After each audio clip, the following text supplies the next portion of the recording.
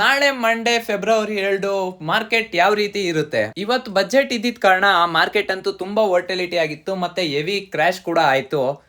Monday ಇದ್ರದೊಂದು pressure ಬಂದ್ಬಿಟ್ಟು market ಅಲ್ಲಿ ಇದ್ದೇ ಇರುತ್ತೆ. ಮಂಡೇ ಮಾರ್ಕೆಟ್ ಒಂದ್ ಸ್ವಲ್ಪ ಕೆಳಗಡೆ ಇನ್ನೂ ಹೋಗ್ಬೋದು, ಇಲ್ಲ ರೇಂಜ್ ಬೌಂಡ್ ಆಗಿ ಕಾಣಿಸ್ಬೋದು.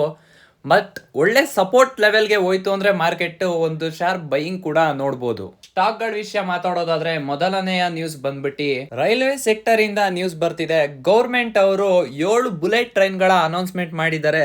ಇದರಿಂದ ರೈಲ್ವೆ ಸೆಕ್ಟರ್ ಗಳಲ್ಲಿ ಒಳ್ಳೆ ಬೈಯಿಂಗ್ ನ ಕಾಣಬಹುದು. ಸೆಕೆಂಡ್ ಸೆಕ್ಟರ್ ಬಗ್ಗೆ ಮಾತಾಡೋದಾದ್ರೆ ನಿಫ್ಟಿ ಫಾರ್ಮಾ ಇಂದ ನ್ಯೂಸ್ ಬರ್ತಿದೆ. ಇವತ್ತು ಬಜೆಟ್ ಇದ್ದಿದ್ದ ದಿನ ಗೌರ್ಮೆಂಟ್ ಅವರು 1000+ ಕ್ಲಿನಿಕಲ್ ಟ್ರಯಲ್ ಸೈಟ್ಸ್ ನ ಅನೌನ್ಸ್ ಮಾಡಿದ್ದಾರೆ. ಇದರಿಂದ ಈ ಒಂದು ಫಾರ್ಮಾ ಸೆಕ್ಟರ್ ಗಳಲ್ಲೂ ಬೈಯಿಂಗ್ ಅನ್ನನ್ನ ನೋಡಬಹುದು. ಮೂರನೇ ಸೆಕ್ಟರ್ ಬಗ್ಗೆ ಮಾತಾಡೋದಾದ್ರೆ ಆಯಿಲ್ ಸೆಕ್ಟರ್ ಇಂದ ನ್ಯೂಸ್ ಬರ್ತಿದೆ.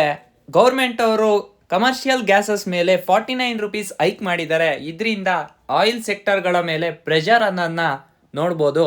ಈಗ ನಾನು ಹೇಳಿರೋ ಸೆಕ್ಟರ್ ಗಳಲ್ಲಿ ಯಾವ ಸ್ಟಾಕ್ಸ್ ನ ಸೆಲೆಕ್ಟ್ ಮಾಡಬೇಕು ಅಂತ ತಲೆ ಕೆಡ್ಸ್ಕೊಬೇಡಿ. ಈ ಒಂದು ಪೇಜ್ ನ ಫಾಲೋ ಮಾಡ್ಕೊಳ್ಳಿ. ಸ್ಟಾಕ್ಸ್ ರಿಲೇಟೆಡ್ ಅಪ್ಡೇಟ್ ಸ್ಟೋರಿಲಿ ನೈಟ್ ಬರುತ್ತೆ.